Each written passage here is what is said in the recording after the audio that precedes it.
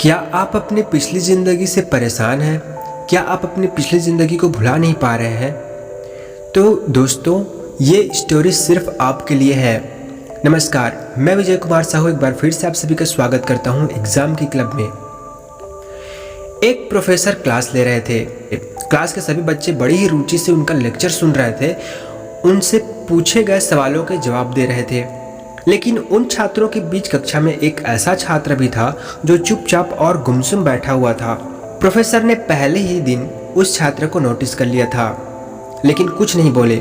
लेकिन जब 4-5 दिन तक ऐसा ही चलता रहा तो उन्होंने उस छात्र को अपने कैबिन में बुलवाया और उनसे पूछा, तुम हर समय उदास क्यों रहते हो?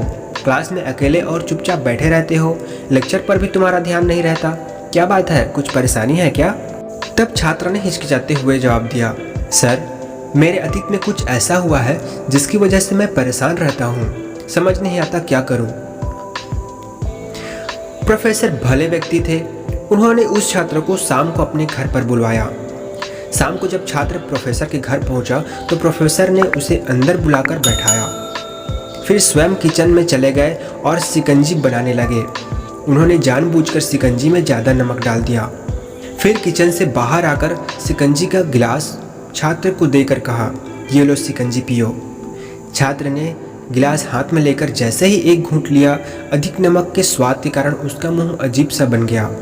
यह देख प्रोफेसर ने पूछा, क्या हुआ, शिकंजी पसंद नहीं आई?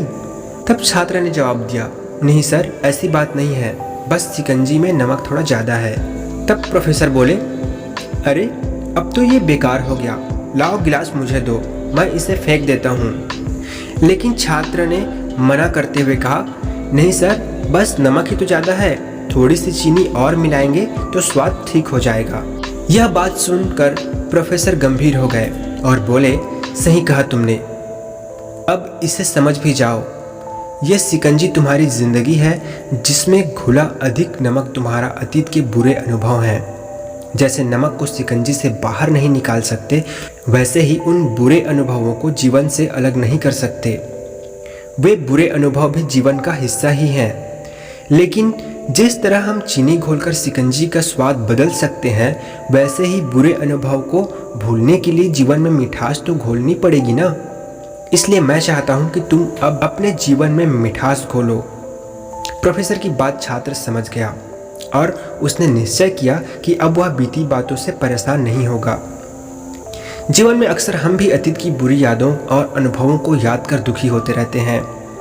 इस तरह हम अपने वर्तमान पर ध्यान नहीं दे पाते और कहीं ना कहीं अपना भविष्य बिगाड़ लेते हैं। जो हो चुका उसे सुधारा नहीं जा सकता, लेकिन कम से कम उसे भुलाया तो जा सकता है।